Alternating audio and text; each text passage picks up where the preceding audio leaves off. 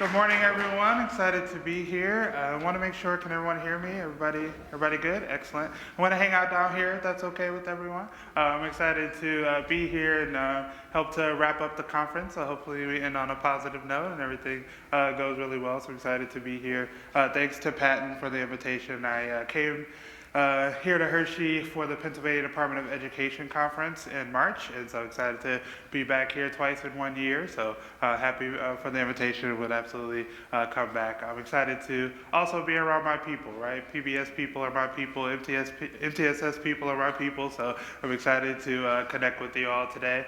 As they said, they'll be walking around. I do have quite a few prompts for us to be thinking and talking together, so I definitely want this to be a conversation, definitely not one way. So I'll have some prompts as we go through for us to think and kind of connect and talk about some different things related to peer-mediated interventions and having students work together in schools to support each other, okay? So let's engage, let's connect, let's talk about these things because they're really, really cool interventions. When they really go well in schools, they can really support students broadly. So give you a bit of background on me. And of course, it doesn't work immediately as we get started. All right, I will. Huh? Yeah, it didn't work. Okay. I will. All right.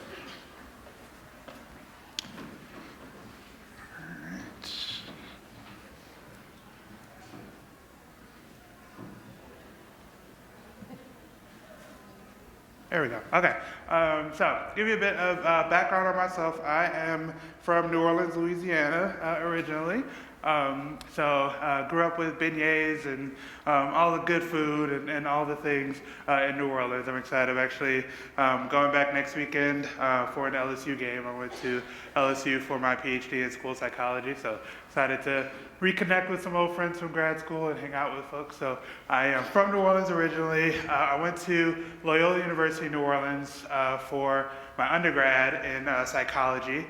With a minor in Africana Studies. So I started, like many psychology graduates and probably some folks in the room, I started as a bio pre-med major, right? Wanted to be a doctor and eventually switched over to psychology.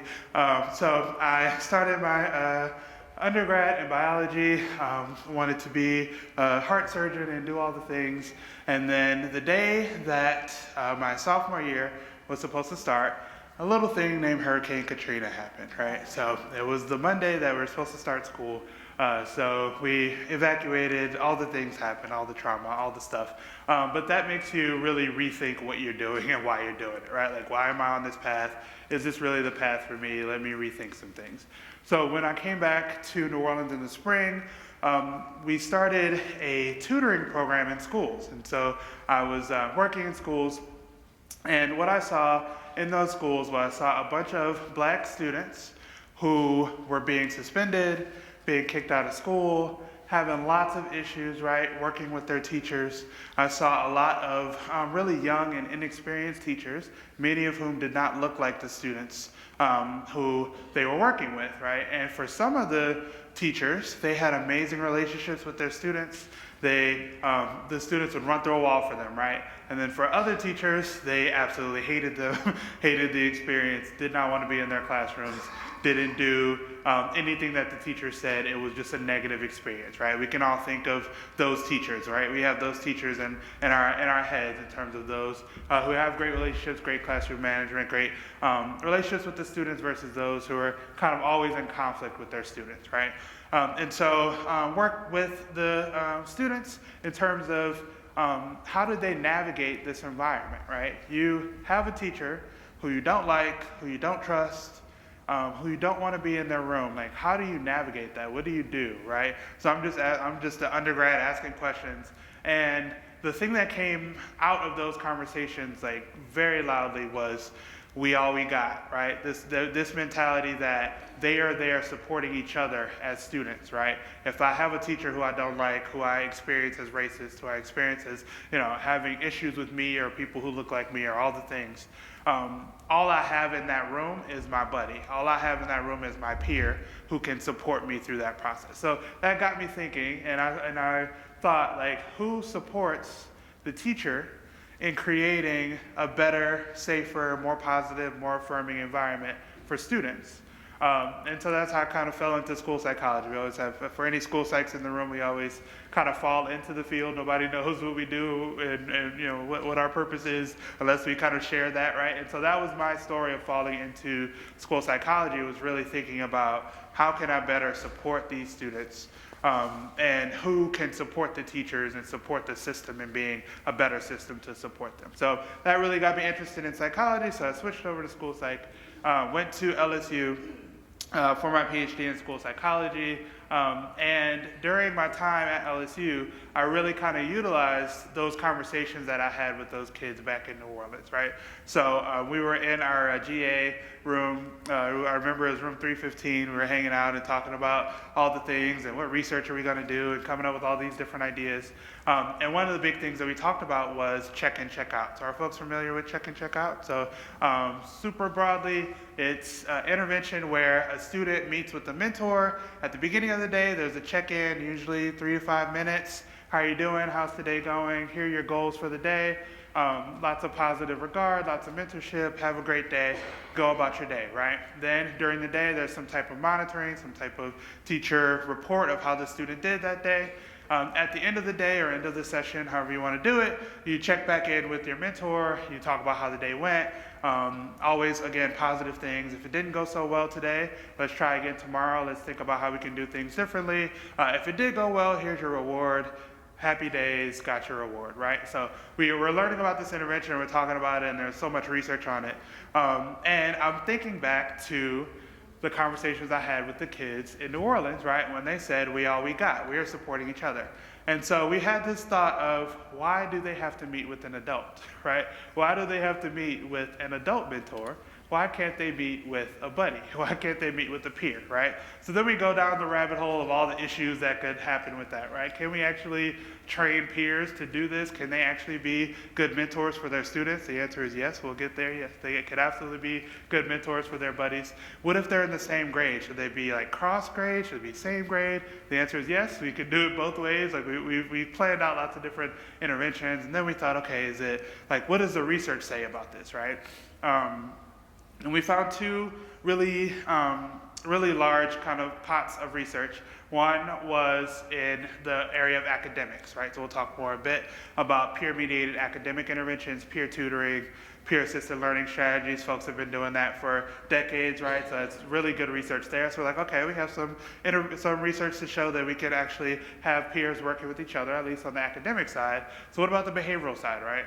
So we saw and we found a bunch of research in the world of autism, right? Where we have students working with each other, like on the playground and supporting each other in social skills and all the things. And so we said, let's expand this. Let's look at it with kids in general education settings. Let's look at it with kids with emotional and behavioral disorders. Let's think about kind of how we can really expand this world out. So that's how I got interested in peer-mediated interventions and kind of where the world kind of started to go, and kind of could show you how things have gone since then. So after my time at LSU, I went to the University of Cincinnati for my faculty position, and I'm still there now. So I started as an assistant professor at UC in their school psychology program.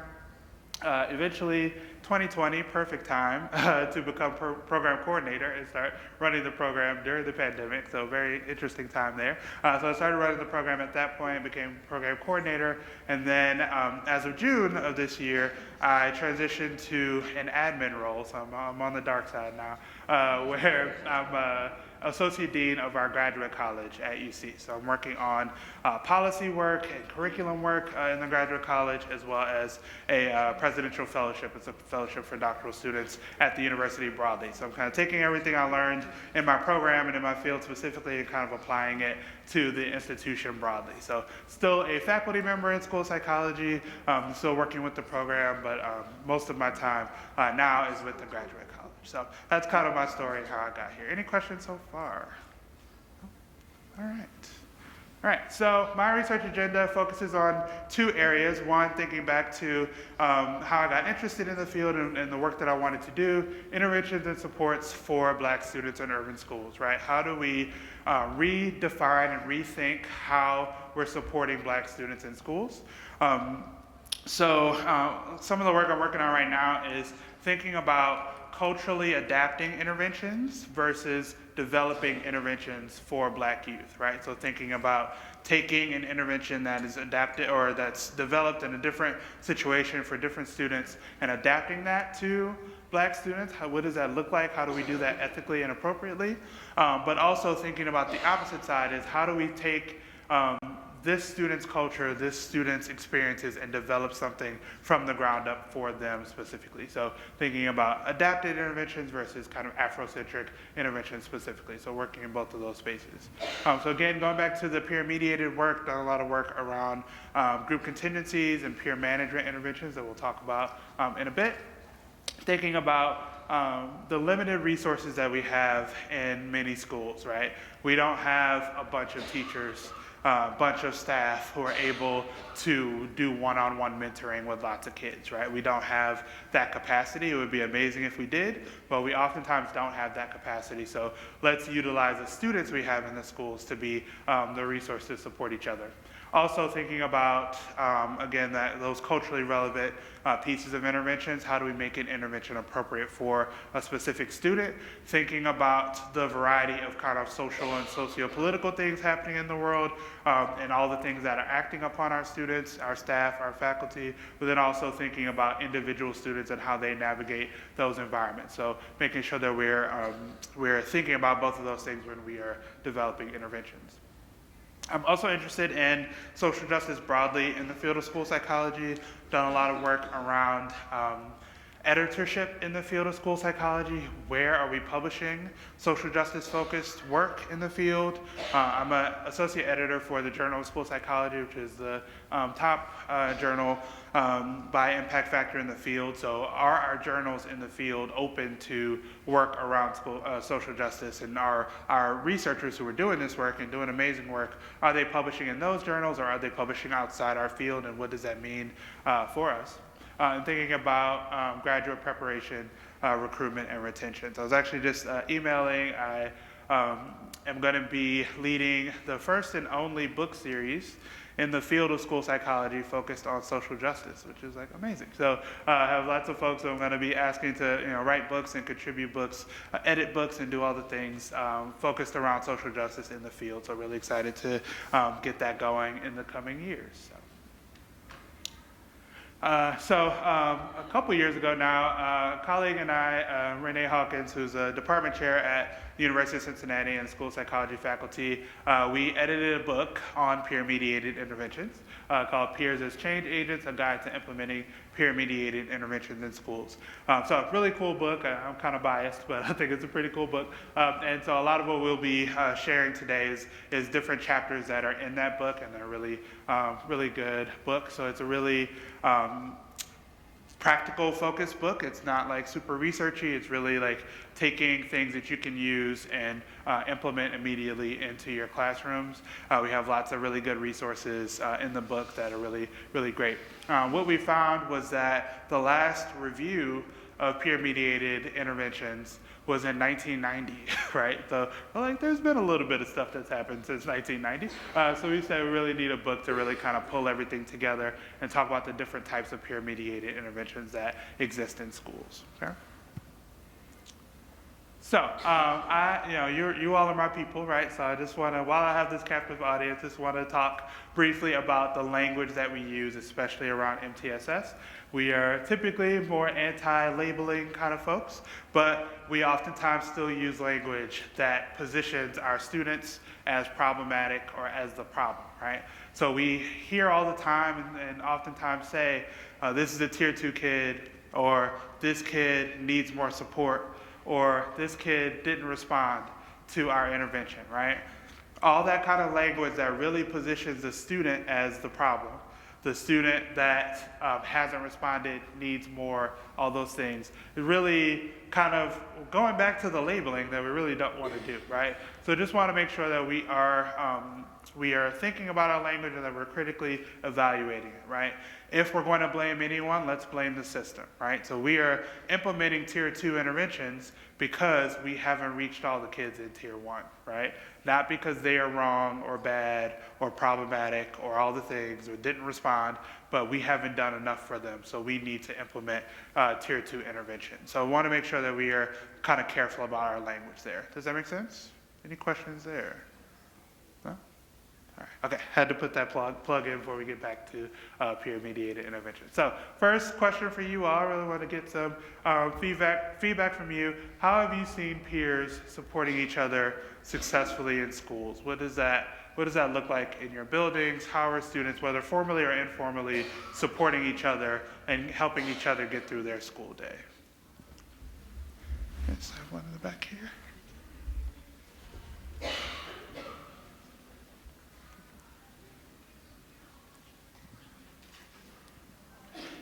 Hi, I'm from a 3 through 5 grade school. We use peers in our school to help new students navigate through the system. Wonderful. So they introduce the school to the kids, they give them a tour, and they introduce them to how we run PBIS. Wonderful, wonderful, good. Can you tell me a bit about what does the training look like for the peers? How are they trained to support each other? I'm the school counselor, so the kids in my group have been in groups with me. I tend to utilize the kids that I've had that have been in need of social skills, and we do a friend group. We call it FISH, Friends Helping Other Friends in School, and we use those kids as our tour guides when they complete the groups. Love that, absolutely, love it, love it. I have one more in the back here, back there, yes. I have two more back there, actually.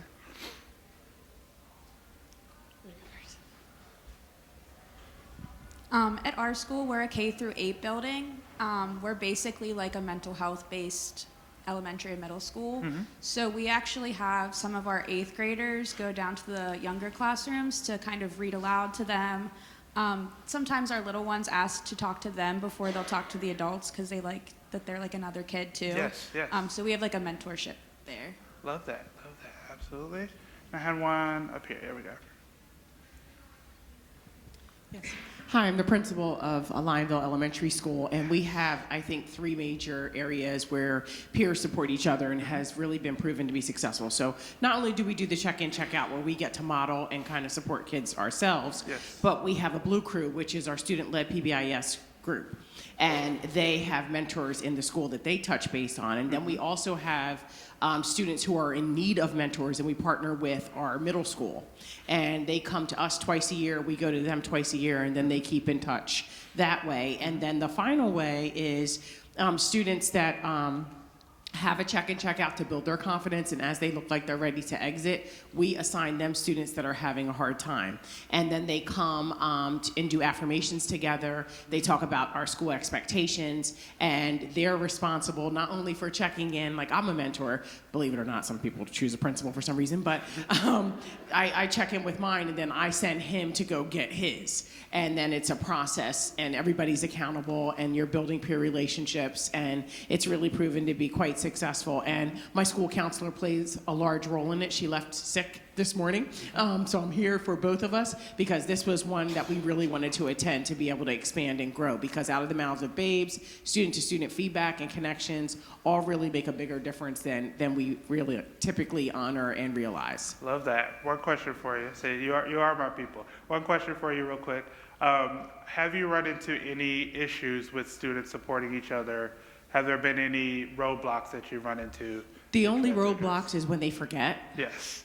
to go and get the friend, right? Yes, And then the friend's looking for them and those kinds of things. And it's just coordinating the schedule. So you have to be intentional and decide that you're going to do this and carve out the time and stay committed to it. And so like right now I'm here, so I had to have somebody else doing my kids for me. Like we were all very intentional because I brought a team of 5 and we all are mentors and check-in and check-out buddies and orchestrate a lot of things. So just being really intentional about thinking through how you're going to be able to sustain and manage it. Wonderful, thank you. One more here.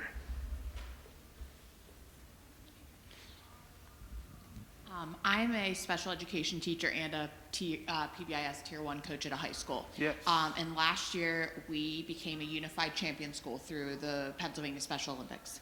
And through that, we now have students in our life skills classroom that are now partnered with our PBIS team. They help us plan events, our quarterly events, they help plan, participate, and then in turn, we have helped them. They're part of the Unified Bocce team. We have a Unified Bocce team at our school, and we have 5 or 6 kids that are partners to the athletes, and then our Positive School Ed Club, in coordination with them, help advertise their bocce games and get student sections together. And so it's fostered a very good relationship, and has kind of really brought out kids that have a talent to be mentors, to be partners, and it's really kind of put on the radar kids that are willing to and are very good at interacting with all types of students. Love that. Thank you. Thanks for sharing. So I'm hearing student leadership, right? I'm hearing supporting students and training them to support each other, which is amazing. I'm also hearing students who have received support now supporting other students, right? Which is just amazing, like meta thing. So we've done some work on reciprocal peer-mediated intervention. So 2 students who are supporting each other on their skills, but also thinking about how can we then, if you've received this intervention, how can you then be a leader and support students in the future, which is awesome. So I'd love to hear all the stuff that's happening currently in your buildings, and we definitely have more time to share other things that are going on in your buildings. So why focus on peers? We know that students are really important in terms of each other's development, right? So as students are spending lots of times in schools, before school, family is really, really important in terms of development. Family is always important. But as students start to spend a lot of time together, they really influence each other in lots of ways, right? They're supporting each other's development or hindering each other's development in some cases, right? So really making sure that we are utilizing their influence for a positive thing. So that'll be a question. Sorry, I have another question coming up real quick. So that'll be our next question, is how do we utilize our students' influence on each other in positive and kind of adaptive ways. So we want to capitalize on our peer influence for things that we want to see in schools. So next question, we know students can influence each other in both positive and negative ways. How can we use their influence for good? So we're talking about peer leadership, we're talking about having them supporting each other. In what other ways can we use students' influence in positive ways? What do we think?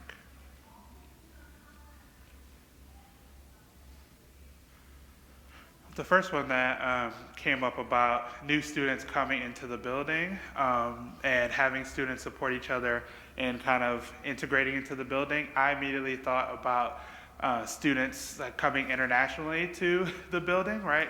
And having some kind of system where our students are supporting them in acclimating to the building.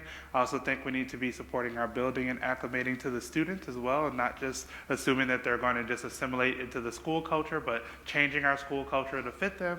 But thinking about ways to support our new students to the building as well as new students to the country, right? To navigate the school environment. So, other ways, yeah, everyone here? Thank you, Allison.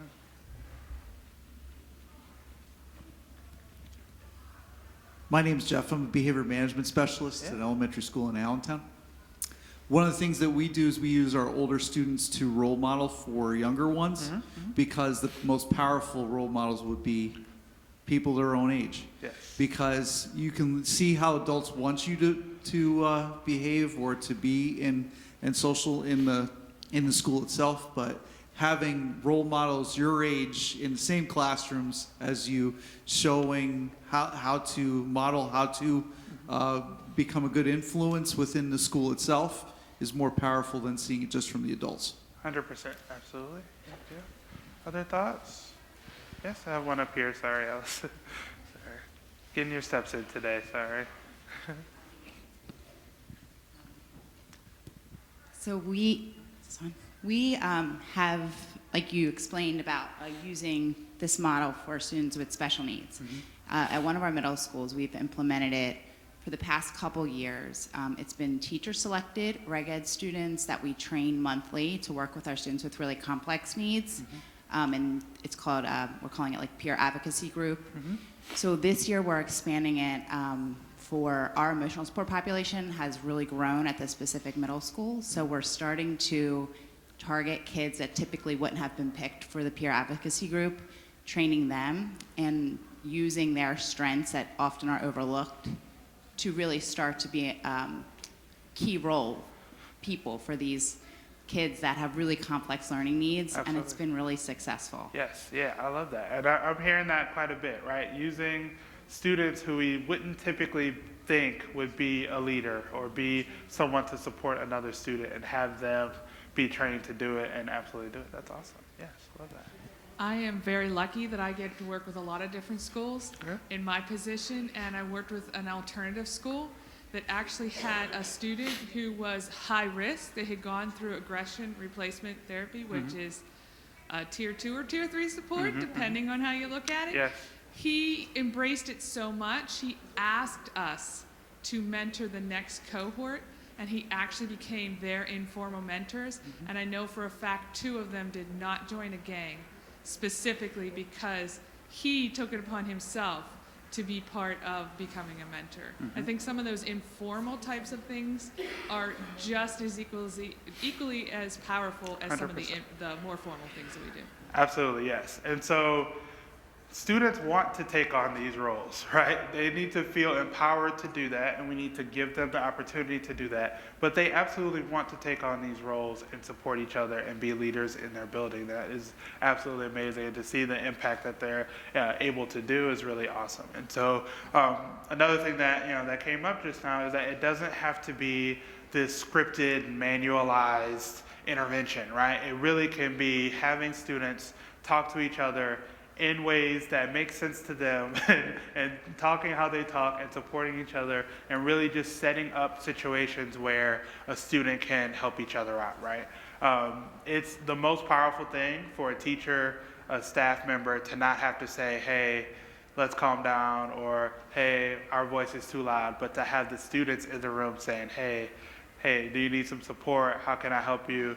Let's calm down a little bit, right? To have them modulating and kind of supporting each other is just the most powerful thing. I absolutely love it. Love to see it. So thanks everyone for sharing there. So advantages of peer-mediated interventions, right? One big piece is resource allocation. So again, thinking about limited resources that we have in schools.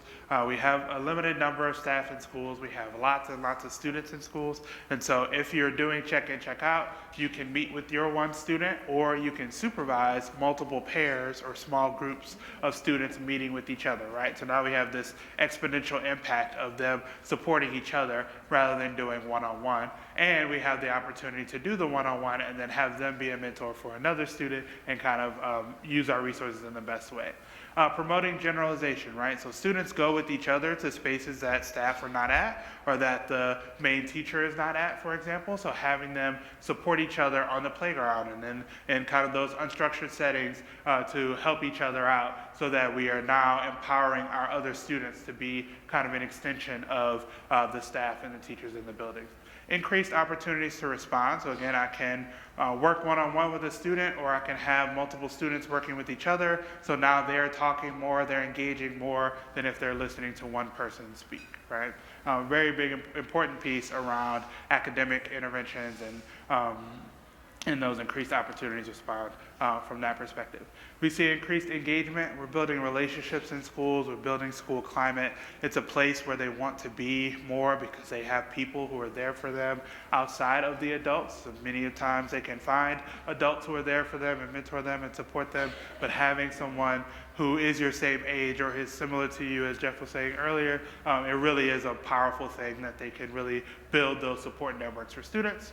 And then also thinking about the cultural relevance of these types of interventions. So wrote a book chapter on the utilization of peers from a cultural relevance standpoint, and we really kind of made a few arguments there. One is that among racially and ethnically minoritized individuals, there's oftentimes this communal orientation where it's about supporting each other and kind of like the rising tide lifts all boats and kind of being community focused. And so that's a really important piece of things that really is consistent with the culture of various communities of color. In terms of the culturally relevant pedagogy, if you have any time, Gloria Ladson-Billings has written for decades on all of these things around how we create positive and safe and affirming environments for Black students in schools. And she really talks about this idea of community of scholars, right? Not that kids come to school and they learn from their teacher and then they walk away, but that we're really creating a school classroom, a school building as a community, and that we're building a community of scholars, not just one-on-one learning, one-on-one relationships, but that we're building this community of scholars in schools. We talked earlier about peer modeling. We know from the modeling literature that the closer the person is to you in various identities, gender, age, race, all the things, the more likely you are to follow that model and do what the model is doing. And so really using our peer modeling from the perspective of having someone who is closer to them in various identities, modeling the behaviors that we want to see. We know among communities of color in things like seeking a doctor or seeking a psychologist or seeking anybody to do any interventions or support for you, there's oftentimes this preference for someone who looks like you to implement something for you, to be your doctor, to be your lawyer, etc. And so really thinking about that compared with school demographics that we know where we have many students of color, our teaching staff, our support staff do not match oftentimes the race and gender of the students in the building. So thinking about if communities of color prefer to work with people who look like them, let's have them work with another student who might look like them in this case. And then finally, as we're talking about quite a bit, student agency, empowering them to be leaders in their schools, empowering students who we wouldn't typically think of as leaders to be leaders in schools, giving them a voice and giving them a leadership position to support other students in their building. Okay? Any questions so far? Awesome. Okay. So there are three types of peer-mediated interventions. We kind of put them into three buckets. So there are academic interventions. There's a whole world of peer tutoring and writing and peer-assisted learning and all those pieces. There's behavioral interventions that are more kind of one-on-one or more tier 2, tier 3 kind of world. And then there are group supports or kind of overall PBIS, MTSS, where we can have students be PBIS champions in buildings, et cetera. So we'll talk briefly about each of these, and we'll have some more prompts for our discussion. So we'll start with the world of peer-mediated academic interventions.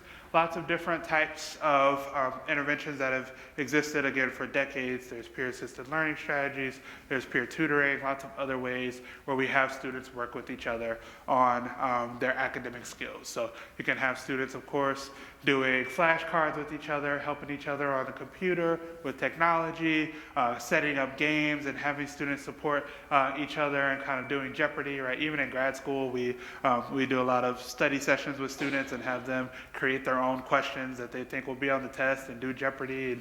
And you know, we now have all the technology stuff with Kahoot where you can create those things, have students create their own quizzes and support each other and do all the things, right? So lots of ways that we have for decades been having students assist each other on the academic side of things.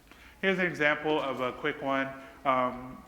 And I'll share the slides so you have access. There's lots of resources on the slides as well as at the end, so you'll have access to all of this. But here's an example of a reading intervention where one student is a coach and the other student is the reader. And so you have the first reader reading, the second reader is the coach. We have opportunities where students are trained to provide feedback to each other. So if they miss a letter or if they skip a line, right, that's very common as students are learning how to read. They might skip a line or they might replace words with words that they already know, right? Having students be trained to appropriately and positively give them the feedback, stop them, do the error correction, all those kind of pieces. So having the coach going back and forth. This one would be a more kind of advanced one because we have a retell piece as well. So we have the students asking each other, like, what happened in this story? Tell me what happened. Who's the main character? What do you think's got to happen next, right? Those types of questions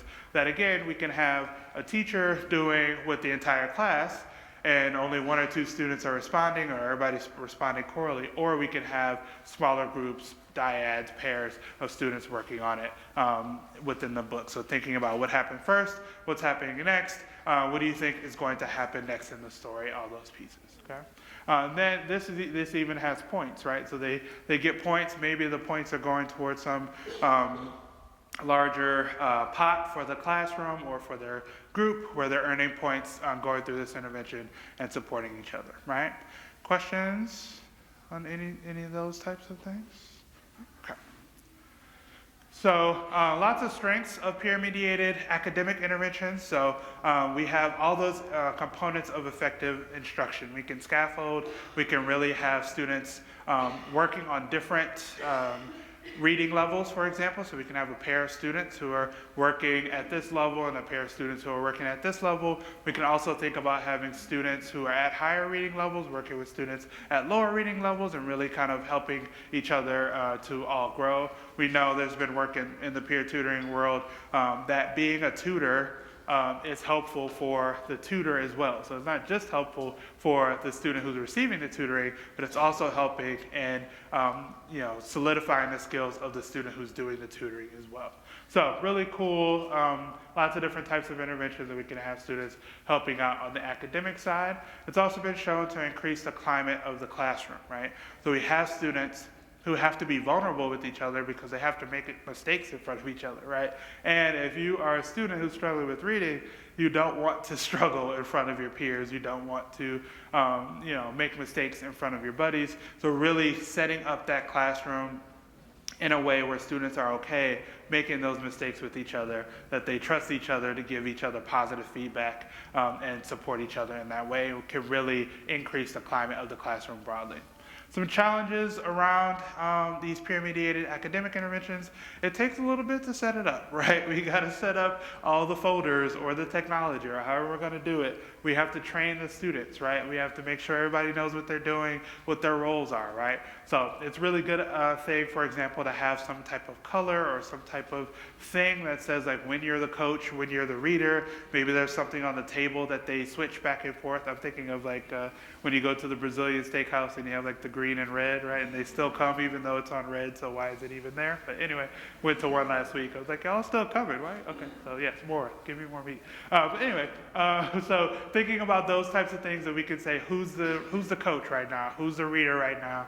Making sure everybody gets a chance to be on both sides, right? And thinking about all those kind of pieces that could come up when we're setting up our intervention. Thinking about the materials that could be put in place. And then also thinking about how are we going to pair our students? Are we going to pair them when they're on the same level? Are we going to pair students who are reading at a higher level with students reading at a lower level? What does that mean? How does that work? What if students don't like each other, right? Are we going to pair them with someone they don't like? Are we going to randomize it? What does that look like, right? All those different pieces that we have to think about. My suggestion in that world would be to create a system where everybody has to work with everyone, whether you like it or not, because you have to do that in the real world.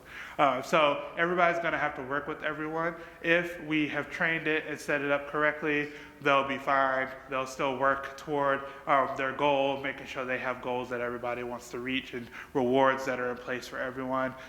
It'll be fine, just making sure we're dealing with any of those potential issues that could pop up on the academic side. Make sense? As we're implementing these interventions, there's some things to think about when implementing. The first is this really fancy term called tutor obsolescence, which simply means if I don't know the answer, I can't help you with the answer, right? So if you think about flashcards, right, if you think about any flashcard, they're always going to have the answer on the back so that if I'm showing you a flashcard, I can see the answer.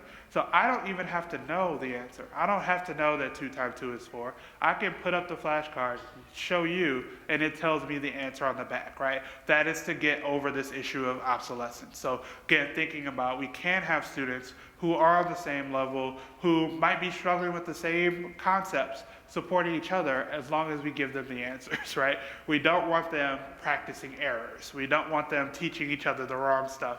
So if we have, we have to have those things in place to make sure that they are teaching each other the right things and that they have the answers to give to each other. Does that make sense? So I want to make sure we set those things up. thinking about whether we want it to be a structured thing with a script that they have to follow, or do we want them to be more naturalistic, right? I'm much more of a naturalistic kind of person. I allow them to have goals for what they want to focus on during the session, but not have such a script that they have to follow that it becomes robotic and not fun. So thinking about how structured does it need to be? And for different populations of students, maybe for younger kiddos, it might need to be more structured. It might need to have more clear prompts, right? Whereas for older students, or maybe for students with disabilities, it might need to be more structured. You can think about what that looks like in your setting. Whether you're going to have cooperative and or competitive elements, right? Do we have groups of students who are competing to complete this thing together as quickly as possible, right? And what does that mean if a student is not as quick or as fluent with the academic concept, right? Are we competing to do it as quickly as possible, or should we be competing to do it as accurately as possible, right? That might be later on as they are developing that skills and now we're working on fluency, we could have those kind of competitive elements. But it's always great to have cooperative elements. So as these different pairs or teams, small groups are working together, that they're building up a bank of rewards for the entire group and everybody supporting each other and improving their skills, okay? So we want to make sure, again, the task has to be appropriate, has to be on the reading level at that kind of slightly frustrational level, right, where they are being pushed outside of what they know currently, but not so far that they don't try it because they don't know how to do it, right? And then training our tutors well, training everyone, making sure everybody knows what they're doing, everybody knows how the intervention goes. It's going to be messy for that first week, if not longer, but eventually folks will get into it and make it happen. So I've seen it done, for example, as a station where you have a peer buddy station happening during stations in classrooms, as well as entire classroom for the next 20 minutes. We're doing peer tutoring in math or reading or writing or whatever it is. Okay? Any questions on the academic end before we move on? No? Okay. So we know we have lots of research on the academic peer-mediated intervention space. What do you think might be different if we're talking about reading versus social skills, mental health, behavior, staying in your seat, following directions? How might those be different when we're talking about working with peers? What do we think? Yes, here in the back. Oh, sorry. Yes. We're coming.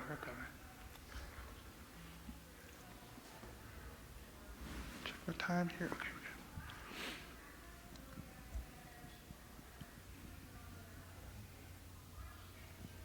I think confidentiality would be a big issue. Mm-hmm. Yes, absolutely. Confidentiality, other words? Yes, over here. Student reporting of any crises or, possible like self-harm statements. Sure, yes, that is a huge piece. So we do have the safety piece of things, right? So we don't want students disclosing those kind of safety things if we don't have a plan in place to make that happen. So yes, that is a huge piece. Yes, one more here. Yes. I think academics are more like sort of like set in stone. Like you know where a kid's going to be at what level, like you know what exactly you can help them with. Whereas with the behavior and social emotional, you never know what's going to happen. It's so unpredictable. But academics are way more predictable, so you can plan better than you can with behavior and social emotional. Absolutely. Yes. Cool. One more here.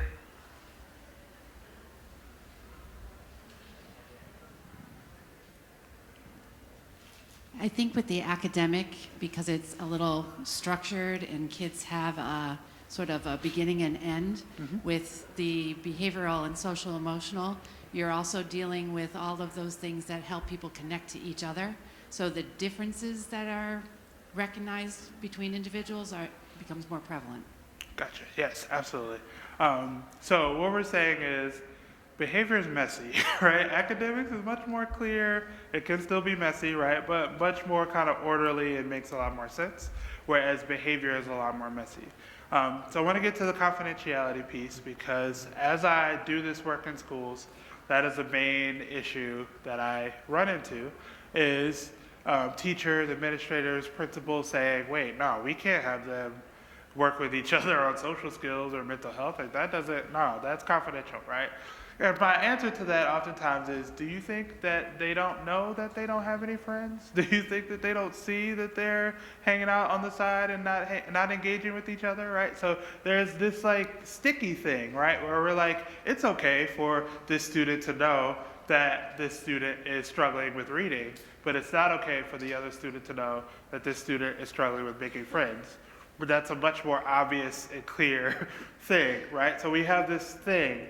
It's even been discussed in terms of IEP goals, right? Where it's, we can have students help each other out on reading IEP goals, but not on social emotional, right? So I want to bring that up because if you're thinking about implementing these types of interventions in schools, which I absolutely think you should be aware that that might be a thing that comes up, right?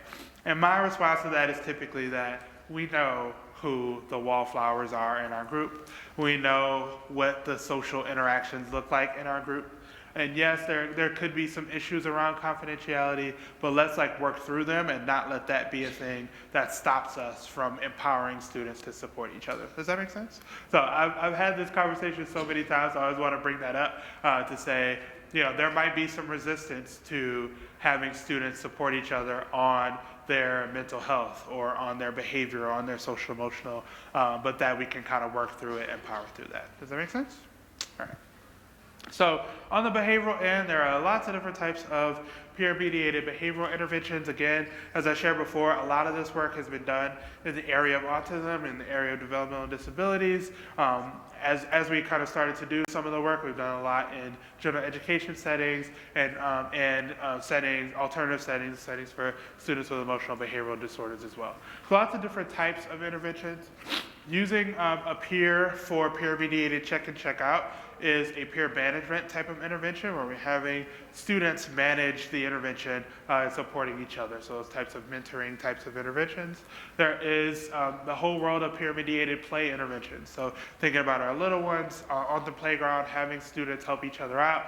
Things like, hey, if you are in a group and you are playing soccer, invite somebody who kind of just seems to be sitting around and not really joining, invite them to come play with you, right? And how do you do that? How do you do that in a way that doesn't alienate the student, but invites them in, right? How do you make sure that the group is ready to invite another student in? All those kind of pieces.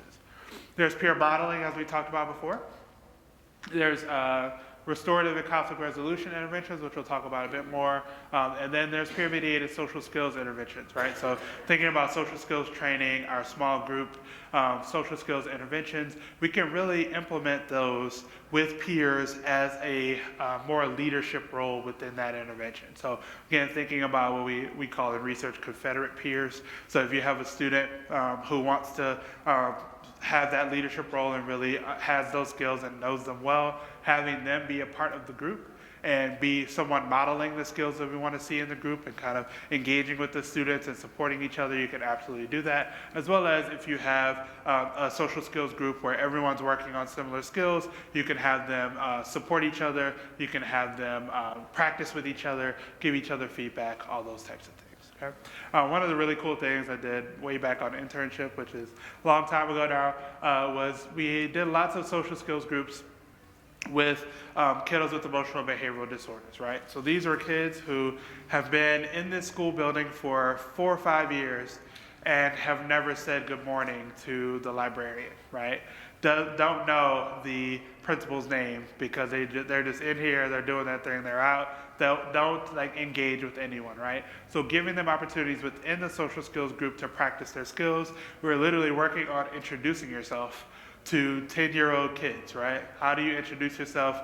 How do you do that? How do you say, hello, nice to meet you, and then wait for them to respond and then respond in the way that's appropriate, right? So lots of practice. And then we did what we called field trips, right? Where we walked around the building and had them practice with each other, but then also said, hey, librarian, we're going to be walking around 10 a.m. Be prepared, they're going to come and introduce themselves. And to see the look on the librarian's face where they're like, you actually spoke to me. We've been in this building together for 3-4 years, and you're finally actually speaking to me and saying good morning and introducing yourself, right? So those types of things that can really empower students to help each other and support each other through those processes. So a couple of the things that I wanted to highlight from this world of behavioral interventions is the peer management piece, which talked about as an example being peer-mediated check-in, check-out. So having, instead of meeting with an adult, have them meeting with a buddy, have them meeting with a peer.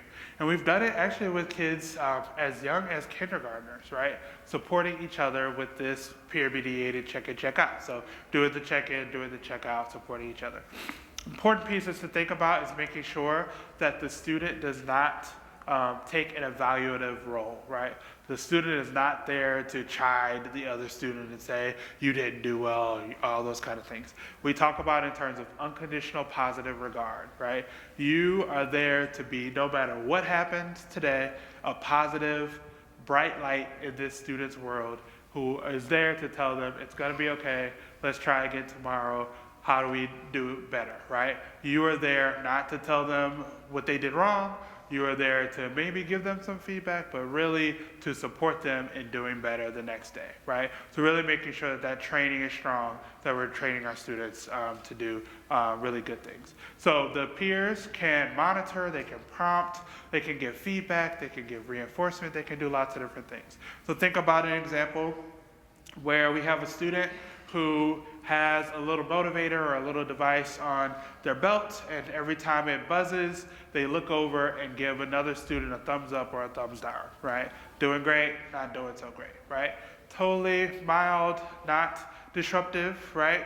Could be very simple, just thumbs up, thumbs down, maybe a middle thumb, whatever, you can figure out what you want that to look like, right?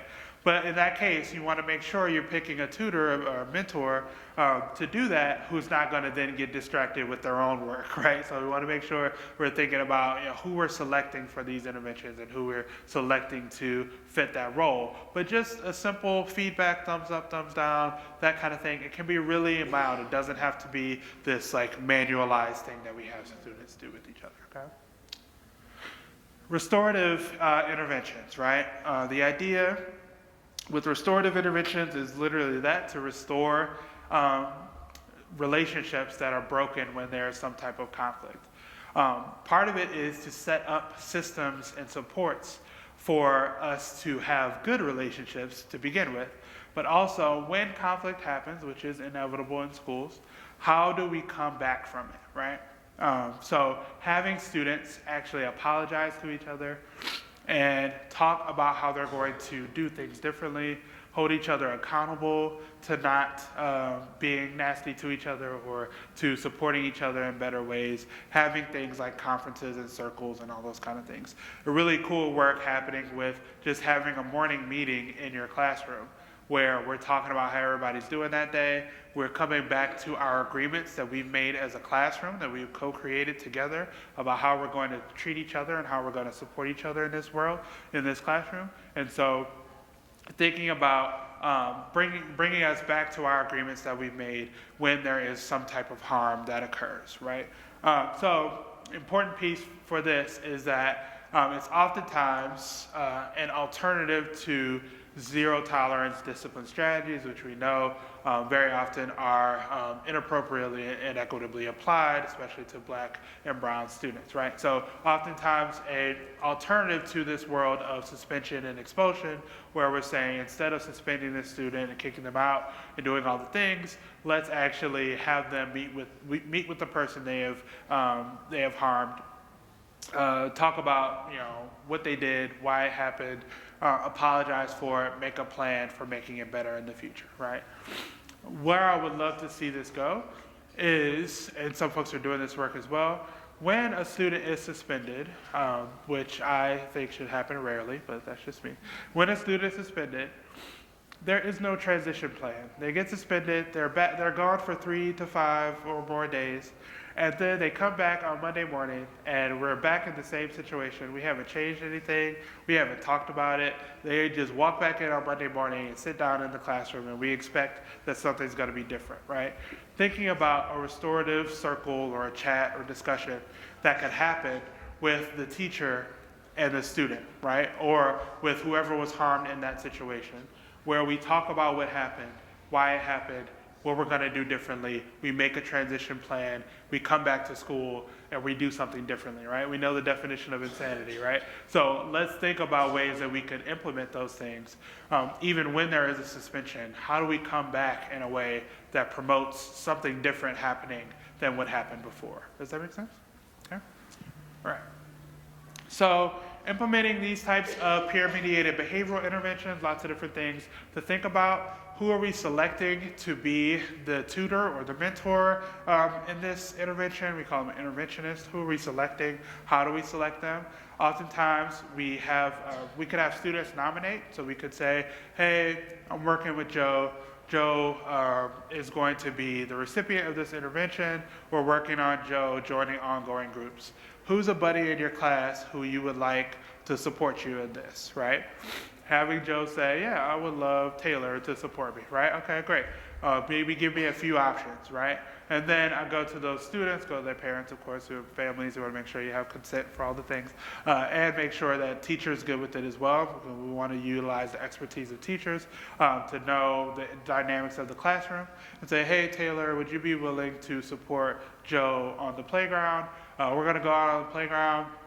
You have a really good group of friends. Let's try to integrate Joe into your group of friends. If you see Joe out there just hanging out, doing his own thing, invite him over. Like, are we willing to do that, right? Train him to do it, make sure it happens, and then go from there. So you can have the students nominate. Always great to have teachers be a part of the discussion, other staff, school counselors, school psychs.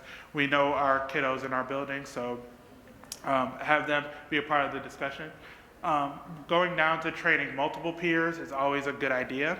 We have kids leave the building, kids are late, kids are absent, right? It gets messy. So again, having multiple options for students who can be trained so we know that somebody's there every day to implement this intervention and support the student. Does that make sense? We want to make sure, again, thinking about the confidentiality pieces and the unconditional positive regard, that we're creating a positive situation for our students. Our students are not disrespecting each other or taking on this leadership role and then being controlling with each other and all those pieces. They're there to support, help, guide, and help each other in a positive way. So making sure we're training in that way. Thinking about those limits of peer monitoring and evaluation, right? So my buzzer can't be going off every 2 minutes and then I'm expected to actually listen to the teacher or do what I'm supposed to be doing as well, right? So making sure we're doing it in a way that doesn't distract as much as possible. And then the last piece is that we do need systems-wide support for restorative justice, right? The worst thing to do is to have a restorative circle and then the kid still gets suspended. Like that doesn't make sense, right? So my principals need to be on board, my school staff need to be on board, my teachers need to be on board so that we have created a new plan for how we're going to respond to these inevitable kind of conflict situations, right? Without that support, we can try to get folks to understand what's going on and support each other and move forward positively, but we also need to have that kind of leadership that's going to say, yes, here's how we're going to address it, and here's how we're going to move forward together. Okay? Questions, thoughts? Good? Okay. So the last group is peer-mediated group support. This is where we get to our MTSS, our school-wide PBIS, having our kiddos being our PBS champions in our building.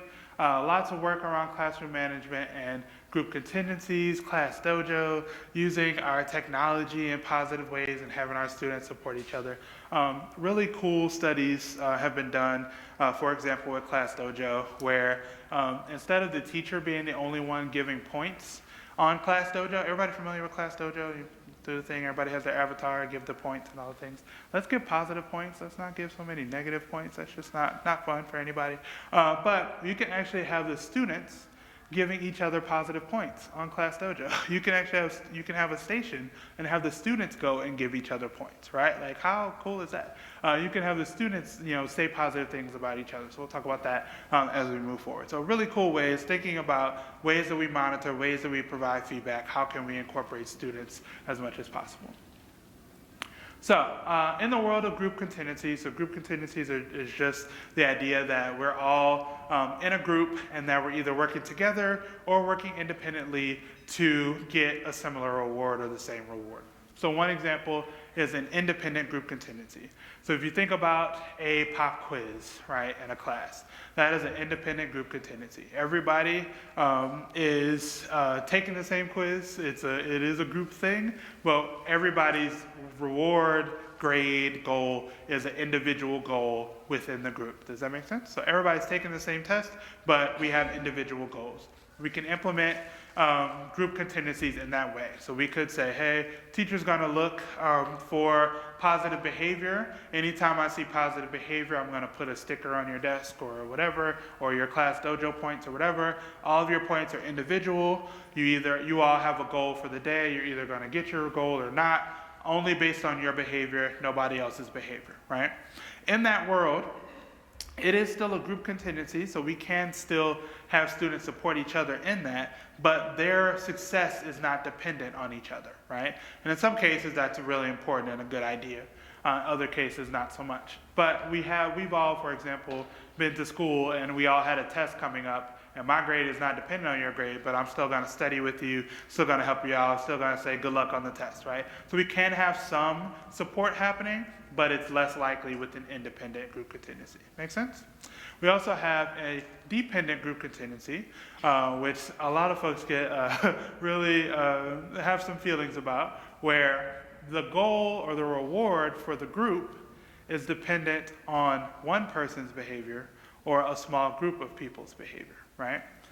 So we have a reward for the group when we say, everybody in the group, we have our classroom. If Joe is on task 4 out of 5 times today or whatever, if Joe meets the goal, then everybody gets a reward. If Joe does not meet the goal, everybody does not get the reward, right? That's a terrible way to do it. Don't do it that way.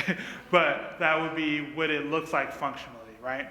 What it looks like in the real world, the way to do that would be to have a star student who is not known, right? So we have, so this is helpful from a teacher perspective because I don't have to monitor everybody's behavior and rewards and all the things. I'm only looking at Joe, right?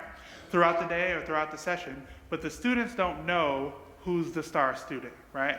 That is gonna be hidden, right, throughout the entire session. So again, encourages everybody to be meeting the goal without knowing who the star student was, okay? So throughout the session, throughout the day, I'm monitoring, seeing what happens. Does the star student meet their goal?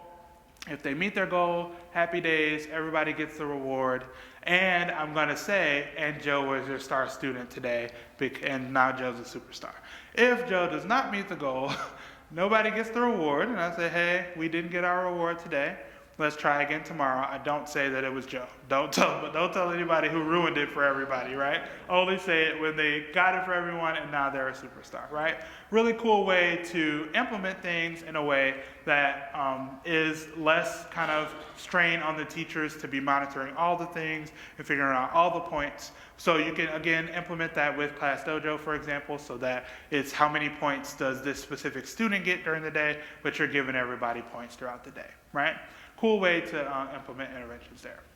Finally, my favorite type is the interdependent group contingency, where their goals are actually dependent on each other, right?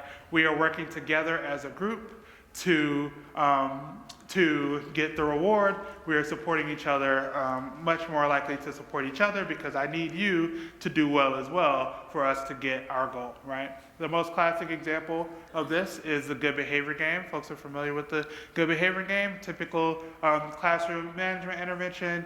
You split the class into teams. It could be 2 teams. It could be their pods that they sit in. We're giving rewards. We're giving points. It should be points for good behavior, not points for bad behavior. But we're giving points for a good behavior. Team with the most points wins, right? More of a competitive way to do things, but can really support students in building those teams and supporting each other and meeting their goals together, right? So again, my goal, my reward is dependent on you, and we have to now support each other in getting our goals together, okay? Another example is a mystery motivator, where you have a class-wide goal. It could be 80% of the students are on task, or it could be you get X number of class-wide points on your class dojo, or whatever the system looks like. And so we meet our class goal, and it's kind of randomized at the end So if you meet the goal, we're going to open up the envelope for Monday, and you either win the reward or you don't win the reward, right? And so we try again the next day, and maybe Tuesday it's hidden that you actually got the reward that day, right? So that is the mystery motivator, where you kind of randomize when the reward is provided. It's a good opportunity to do it when the intervention has been in place and it's been going well, everything's good, everybody's getting the reward, and we want to kind of fade things out where we don't give the reward every single day. Maybe we give it out twice a week or whatever, and so we want to fade it out. But we developed this intervention called Behavior Bingo that was kind of based on this mystery motivator idea of the randomization, but in a way that I've found to be kind of a bit more humane. So I didn't like the idea of you win, you get the reward, you work together, but then you don't get anything at the end of the day. That was kind of like a little icky to me, right? So I was actually playing bingo with my sister in Baton Rouge. So back in Louisiana, everybody plays bingo. It's like a thing of all ages. It's not just like old folks in church. It's like literally everybody has huge bingo halls.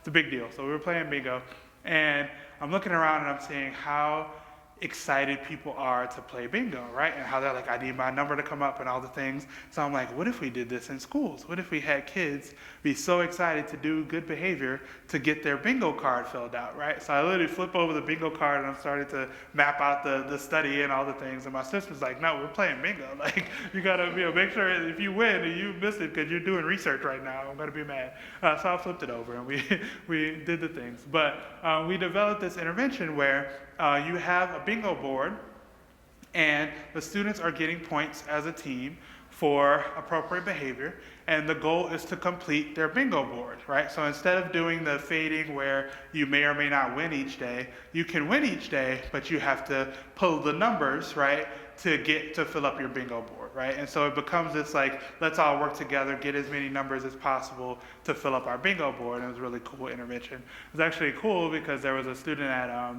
Southern Miss, I believe it was, who did their dissertation based on that initial work. So like now other people it's kind of catching on, and other people are doing it, which is really cool. We also, in that study, we had like the numbers when they were pulled. We had the bingo numbers, but then we also included group choice numbers. So if that slip was pulled, then the group got to pick which number they wanted to fill up on the board, right? So think about like how cool that could be to implement that, and then get them to be so excited about getting those pulls. And the way you get those pulls is by doing good things, supporting each other, and getting those pulls. And then at the end of the session, you fill it up. We did that initial study in an alternative school. And so it was for high school kiddos with emotional behavioral disorders. And so the teacher actually did it during the session. So it was more kind of independent seat work that they were doing.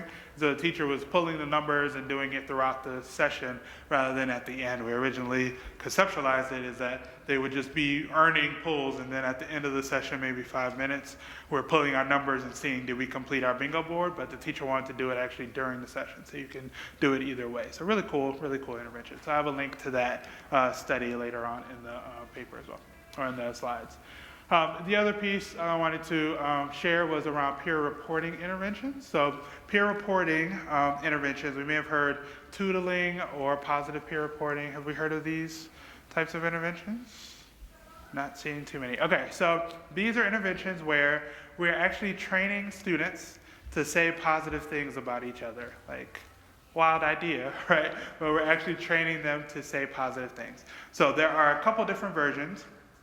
One is called tootling, which is an interesting name. So they took tattling and made it tootling. They made it a positive version of tattling. So imagine setting up a situation where we're reinforcing and rewarding students for saying good things about each other rather than bad things, right? So again, flipping our peer influence to a positive way. So with tootling, it's actually written. So you give students index cards, you can create the little cards, you can put prompts on them, whatever it is, and they write out good things that happened that day, good things that people did for them that day, positive things about each other.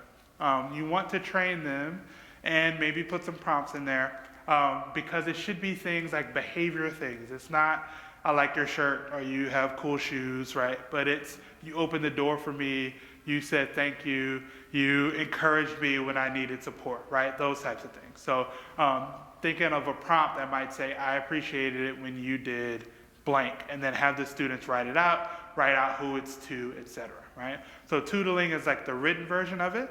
So you can set that up and give the students the cards, have them write it out. You could also do it on Class Dojo and have them type it in, have a little station for them to type in their toodles. And then as a group, it's an interdependent group contingency. As a group, we're filling up a bucket or a thermometer or whatever as a group to earn a class-wide reward when we have the right number of toodles or praise reports or positive things. Does that make sense? So we're working together, we're training them to say good things about each other and giving them rewards for doing it, right? So imagine the type of climate that you're creating in that classroom where they're looking to say good things about each other and not to say bad things about each other, and they're being rewarded for doing it, right? So you have some type of public posting, you have a thermometer that we're filling up, maybe we're putting bees in our bee jar or honey jar, whatever it is, right? Make it based on the school, whatever it looks like, but we have a class-wide goal of the number of toodles or praises or shout-outs or whatever you want to call it that they do, and this one is written, right? The other version is called positive peer reporting, which is the exact same thing, except that it's verbal. It's you have some time at the end of class or at the end of the day where you say, hey, okay, time for our shout outs. Who wants to give a shout out today, right? And you have students just say verbally to each other, hey, Joe, I don't know why I keep talking about Joe today, but hey, Joe, I really appreciate it. You opened the door for me or whatever, right? So you can do either way.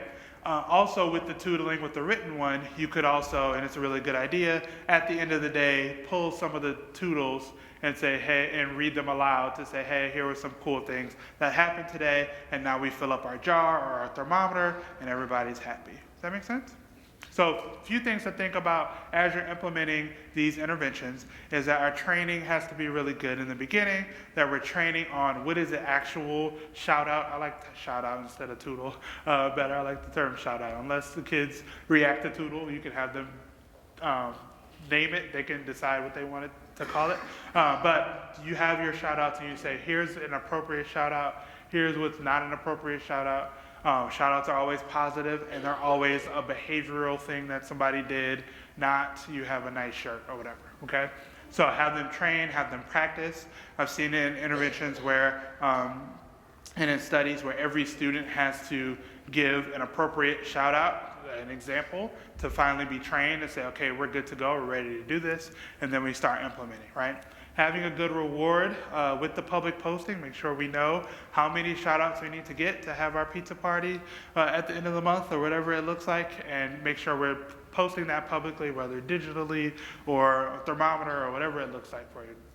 You could also do this where there is, everybody's doing shout outs about everyone, that's possible, or you could have a star student. You could have everybody's doing shout outs about Joe, my favorite student today.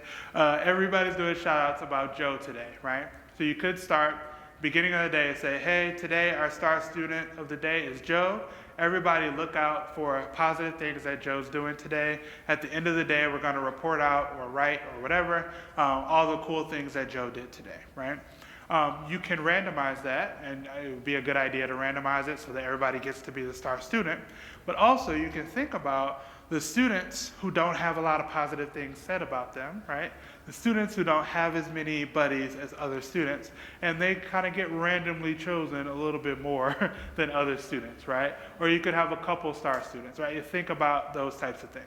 The issue, for example, if you did the public posting or public reporting, you just have 10 minutes at the end of the day to say positive things, we could still see those disparities, right? Where certain kids are being talked about more than others, right? So you could go that star student route if you have some students who you really want to target to get more positive things said about them, whether written or verbally. Make sense? So we did a meta-analysis of these peer reporting interventions. So a meta-analysis is like a review with lots of numbers and data and putting it all together and seeing what does the research say about these types of interventions. And we saw on average there was a 32% increase in behaviors that we wanted to see, and a 62% decrease in inappropriate behaviors in classrooms when they implemented these types of interventions versus when they didn't, right? So think about putting something in place and 60% of the bad behaviors in your classroom go away, right, on average, right?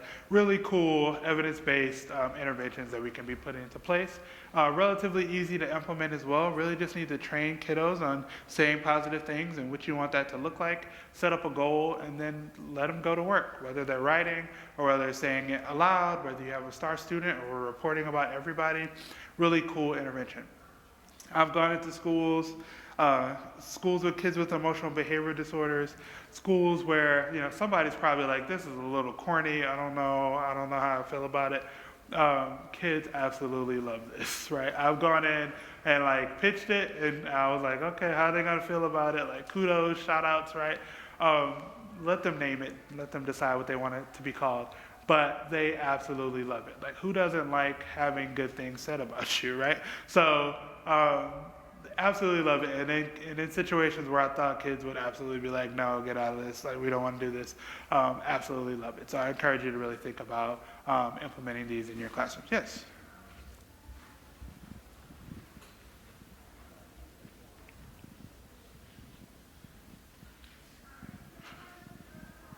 We did this in one of the schools, and the students asked if they could also do it for the adults in the building. Love that. And so they started a Google form. It was a high school. They started a Google form, and they were giving compliments to the adults, and the principal rolled it into the faculty meeting. But it didn't take off at first because they called it something else, and they changed it to shout-outs. Yep. And it felt different. Yes. But it felt babyish before it was shout-outs. Yes, yeah. Let them name it, and then they'll kind of have some ownership of it. Yes, thank you for sharing it. It is really cool. And again, we can even do that among the staff, right? Thinking about your regular staff meetings, you could have shout outs that happen. We actually, in the grad college now, I told you I'm on the dark side of admin. We do that on Fridays, right? Where we have shout outs on Fridays. So our dean in our Teams group, our Microsoft Teams group, posts every morning, like, good morning, here's what we have going on today.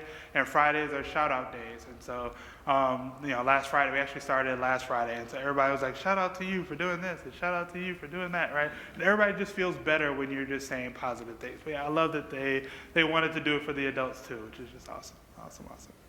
Other questions or ideas around this intervention specifically? Super cool. Want to see it happening everywhere. All right. Group contingencies. We wrote a chapter. I believe it's in the end of this. It's linked at the end of this. If not, please email me. I'm happy to send it to you. At the end, we have this table that we call like this decision-making framework. So if you're going to implement, yes, we have a question too. But if you're going to implement any of these types of interventions, these are all the different things, or many of the different things that you have to think about. Yes, question. Hi. So, quick question. Yeah. I am in a secondary 9 through 12 building, and as part of what we were thinking for our PBIS was to do something like shout-outs with students on a whole school level. I was just curious if anyone has done that, like allow students to, shout out others, whether it be like a Toodle kind of thing where they write it down, put it in a box. Has anyone had success with that, I guess is my question. Yes, up here, back here. Yes, up here. As we're coming up, the thing that I would think about, whether it's the verbal or written, is you could have students who say, okay, now this is my opportunity to be a bully with everybody, right? So you want to put something in place where nothing is shared out loud unless it's approved by somebody. So even if it's in a classroom, you could have a bunch of written toodles. They could write negative things. They could write whatever they want. Those don't count for our rewards, right? We're not going to get any points for it, and I'm not going to share it out. Obviously, I'm not going to read out. So you have to pick which ones you're going to read, right? So those kind of issues. Yeah.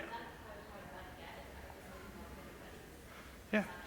Want to share your experience? So we're doing it at one of our high schools, and it's students to students. It's now it's evolved to student and students to teachers and teachers to teachers, and everyone can get a shout out across the whole high school. We're just outside of Philadelphia, but so it started out where we needed more positive language just in the building. It was a very negative vibe across the building, and So it started out as the teachers were going to give it to the students, and the students wanted to give it to the teachers, and then we said, why don't we just really open this up? But it was a drop box at first, like a physical box, like a suggestion box almost, but that's where you dropped off your shout outs, and then a lot of them got hung up on the wall by the cafeteria so that they could see them. And then the kids wanted to start taking them home and showing their families, so then we would hold it for a month.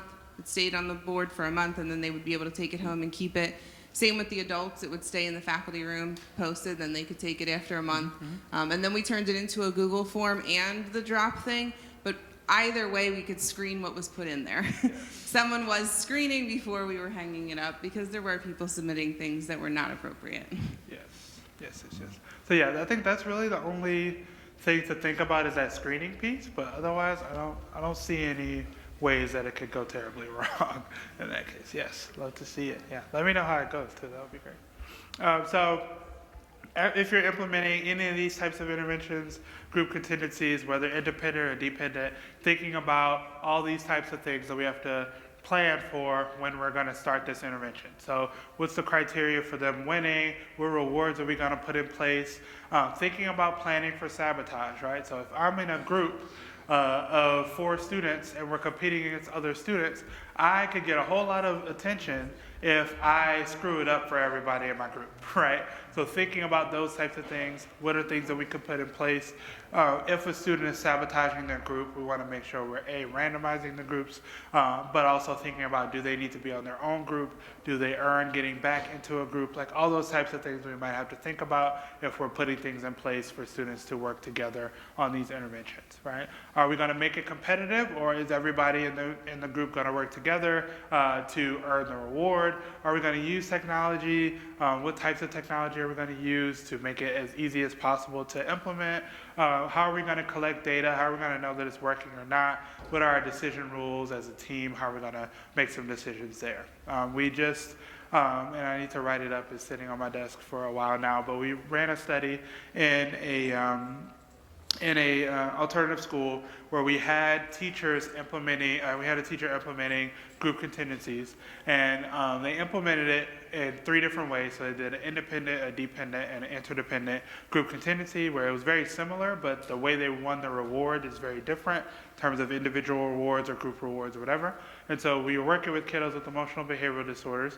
So we wanted to know if we were to allow them to pick which type of group contingency was implemented, what would they pick, and would it work, right? And so we first did baseline, we just had regular classroom management, then we had them test drive, we had them experience 3 different types of group contingency. So are we working individually for our own goals, or is it dependent on one student, or is it everybody's working together, right? We wanted to know for kids that were middle to high school kiddos with emotional behavioral disorders, if we let them pick each day. So do you want the yellow game, the blue game, or the green game, right? Which one would they pick, right? And not surprisingly, these kiddos with emotional behavioral disorders picked the independent game. They're like, if I'm going to lose my award, I want to lose it myself. I don't want you to lose it for me, right? And so that was the one that they selected, and it worked really well, and we had really good data based on that, right? So even thinking about student agency and empowerment to even select the intervention, you can have the class vote. You can give them options, you can try them out and have the class say which one do you want implemented, or have it in a way where it could be implemented differently each day and have them pick, like yellow game, blue game, green game, which one do you want? And give them more agency and more empowerment and more engagement in the intervention broadly. Okay? So we wrote this chapter with this framework in there is really kind of give you the opportunity to think about all these different things as you're going to implement a group contingency and how you're going to make it happen in your classroom. Okay? Any questions on group contingencies, group supports? Okay. So implementing these types of interventions, I'm a really big fan of co-creating expectations, having fewer rules and more agreements, right? How are we going to treat each other in this classroom, and not just, I want you to stay in your seat, be a good learner, be respectful. What does respect mean to various people, right? Having students come alongside and support in creating the expectations and creating the agreements that they're going to agree to treat each other in the classroom, and having them holding the teacher accountable and the staff accountable for meeting the agreements as well. Okay? Setting those criteria that are attainable. As you start to implementing these interventions, you want them winning a lot in the beginning, right? You want to set the bar kind of low, attainable where it's a good day, not a horrible day, but set it kind of low and gradually move the bar and increase the criteria so that they're winning a lot, you're getting that momentum, everything's going well, and then increase it from there. Use rewards that are preferred, right? If you don't like, Powerade and we're all working toward Powerade, I have no incentive to actually do well or support this intervention or support my peers because, I don't want to earn whatever we're earning, right? So thinking about having a variety of different rewards, having the students vote on the rewards, all those pieces, what we're going to select to make sure that folks want to work for it. Planning for fading. So with many of these interventions, we don't want to be doing this every day, all the time. So thinking about how we can start the intervention and then what things can we pare back to just make it part of the classroom and part of the classroom environment without it having to take as much time and effort. But if it is something that's really easy to implement and teachers willing to kind of continue to do it on a daily basis and it's working for everybody, that's totally fine. But there are ways to maybe think about increasing those criteria so that we don't get rewards every single day, or increasing the criteria so that it's harder for students to implement and that they have to engage in better behavior, et cetera. Randomizing what the intervention looks like in different elements. So you can randomly select the student who's if it's a dependent contingency, randomly select the rewards or the criteria or all those pieces and make it kind of more game-like and fun where, there's a spinning wheel and the wheel spins and that was the reward that you needed for that day, or that was the criteria that you had to earn for that day. And then also using technology wisely. We want to use things like Class Dojo if it fits and if you have access to it, but we don't want Class Dojo to take over our classrooms and everybody's only focused on their virtual avatar and not the people who are around them, and not everybody's so focused on the points that they're getting that they're not thinking about the academics that they're learning or the social emotional skills. So making sure that we're using it wisely, using it in a way that supports what's happening in our classrooms. We also wrote a practical guide to implementing peer-mediated interventions. That's also linked at the end of this presentation as well. We're thinking about whether peer-mediated interventions are appropriate for your setting in terms of student skills, logistics. Can we, if we want to have 6th graders come in to support 4th graders in their reading, what does that look like in terms of scheduling? What does that look like, all those pieces? How do we make that happen? We have a section on training and steps to make sure we're training. We've talked quite a bit about making sure our peers are really adequately trained to implement these interventions. How we select our peers to be our interventionists and our tutors and our mentors, and then how we track progress and how we track whether the students are doing it well and how the intervention is going. Again, we've done quite a few studies in this world. Students can absolutely be well-trained and reliably trained to implement these interventions. They have to be developmentally appropriate, of course. They can't be super complicated, but they can absolutely be really well-trained to implement. We need to just monitor their implementation like we would with adult implementation of interventions, give them feedback, et cetera. So what other structures, I know we talked about this quite a bit, what structures exist in your schools for kind of student leadership? Are there clubs, are there groups, are there positions, are there leadership opportunities for students? And as we're talking about these types of interventions, how can we kind of leverage those existing structures for leadership in our schools for peer-mediated interventions? What are some thoughts we have on that?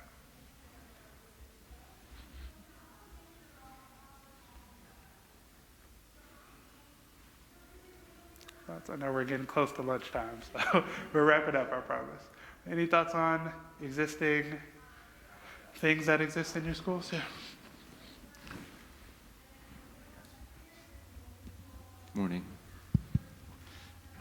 Typically what I see in a lot of districts is they have like a student council or advisory council or some type of student team that goes up to the district level, talks to the superintendent curriculum. But what the deficit there is, it's typically always like the awesome kids, the gifted kids, the athletes. It doesn't truly match the population of their entire school. So in my role, I work at one of the intermediate units. We often encourage them to branch out and diversify, make sure that those teams have representation from all different levels, gender, socioeconomic status, IEP status, ELs, so that they truly encompass their whole school. So typically, a lot of teams have that student council set up, and it's like, okay, well, we can use some of those students, but let's branch out and do more. And they kind of use it as a launching pad. Absolutely, yeah. Thanks for sharing that. We even see that at the university level, like the student government and grad student government. It's like all the same kids and their friends. It's like, y'all are representing 12,000 grad students, not just engineering, right? So making sure that those groups are representative across the classroom. Yes, absolutely. This is kind of on the similar page. When I'm guiding my teams, especially those middle school and high school teams, the student voice committee always is like the conversation, oh, we've got student council. Well, how did those kids get to selected. Be on student council? That's right. They were voted for. Right. And so oftentimes so many groups of students that schools actually encompass are missed. And so that conversation of like, how can we support students that may not be super motivated for your application process. Yes.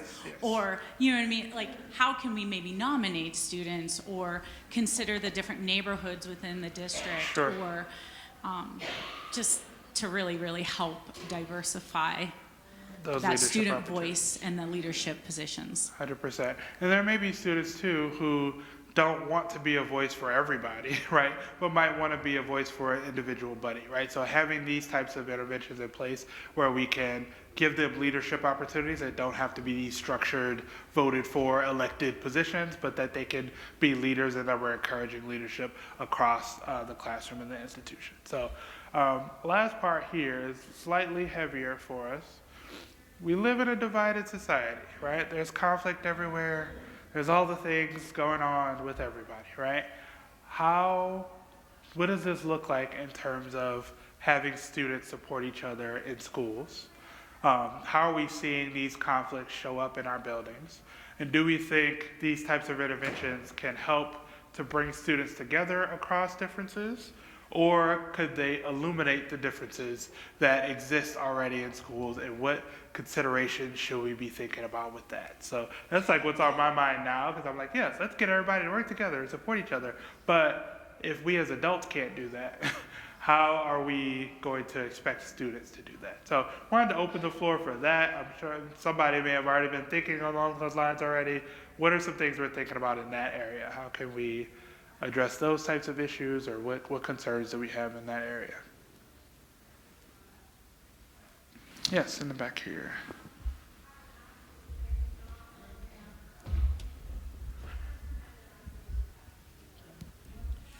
I think as educators, we have a really unique opportunity, especially in the elementary level where I am. And if we can implement these strategies now and teach them, our students now, how to be accepting and how to understand differences. It's okay to disagree. It's not okay to be disrespectful. And I think if we can do that now as elementary level students, and then we can carry that through their educational career, I think our society can change for the better. Yes, love that. Other thoughts? I'm thinking about even like those peer reporting interventions where we're training them to say positive things, right? We could have situations where they have to say something positive about specific students, or if the girls have to say something positive about the boys, right? Or those types of things where we're really putting things in place for them to really think about, outside of the people that you would typically say good things about or to, how do we make sure that they're saying things across different differences there? That's really good thinking there. So the idea of let's start early in creating these positive environments where we're thinking about differences and how we kind of start that early and have them learning those ideas in the beginning. Other thoughts there? Any ways we think these conflicts and socio-political things and all the things, whether at the neighborhood level or even national level, could affect how we're having students support each other in schools?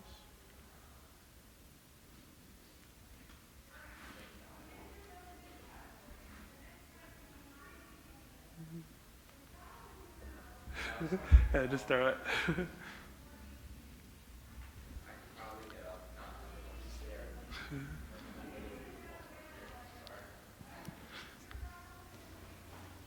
I was thinking a lot about some of the things Ty was saying earlier about equity and like inclusion and belonging and some of the different things we have to establish to allow those kids to have those conversations. Sure. So like the past couple of years I've been really looking at Crown Apple and Cobb. They wrote a book about like culture and climate in your work environment. And then Donna Hicks is all about dignity as well. So like building up the capacity for your staff to understand what belonging is, identity, and dignity.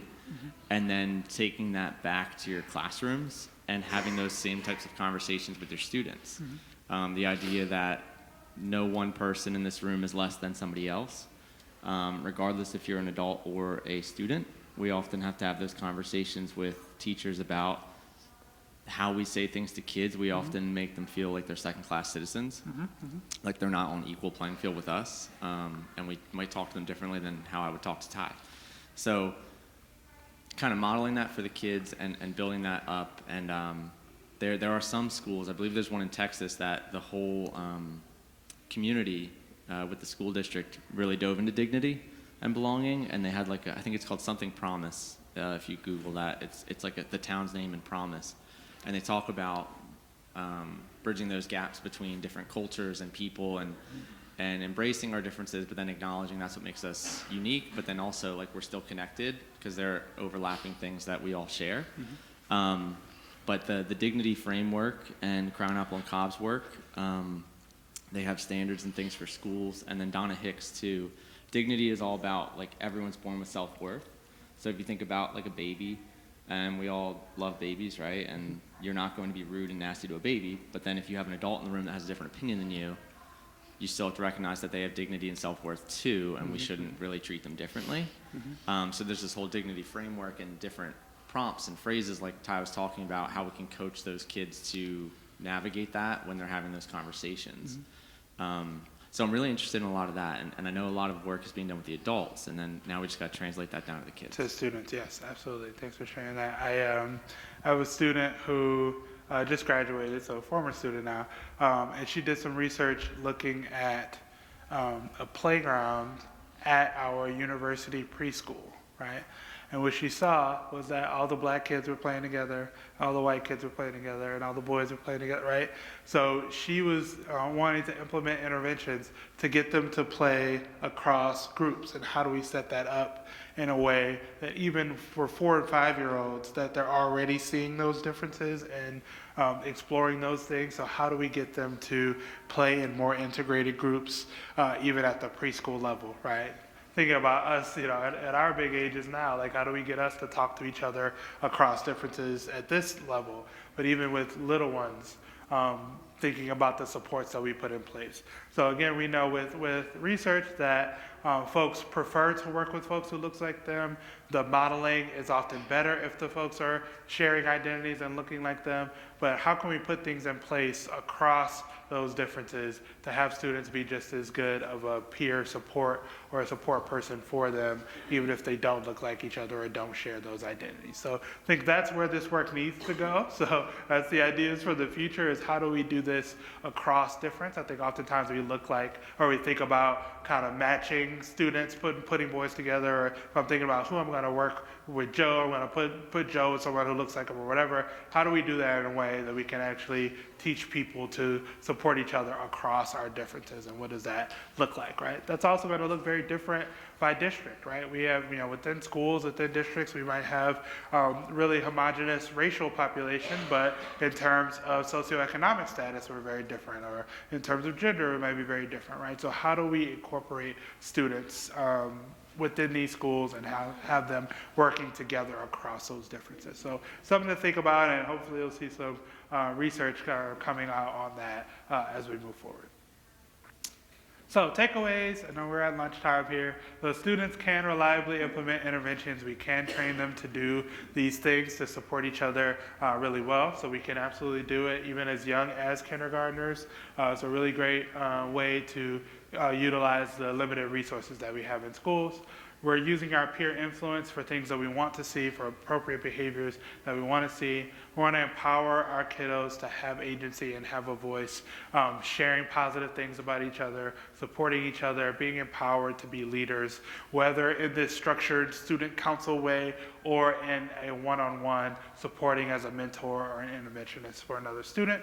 And then these are really flexible, right? We can start things, we can make changes, we can start with our ballot box and then go to a virtual Dropbox, right? We can do all the things. We can really kind of start some things, see how it works, make some changes as necessary, and kind of move forward. So that's all I had today. Here are the resources that are linked: the practical guide, the book, the resources. This Restorative Resources, it was a really good site, but they are currently working on editing the site, so a lot of the resources are on there, but they're kind of in construction there. Other resources and a link to the behavior bingo study that we did. So you all have access to the slides. If you don't, my email is here. My Twitter, it will always be Twitter, is here as well. If you want to connect about these types of interventions, need any resources, happy to send them to you as well. Okay? Thank you all for coming. I really appreciate it.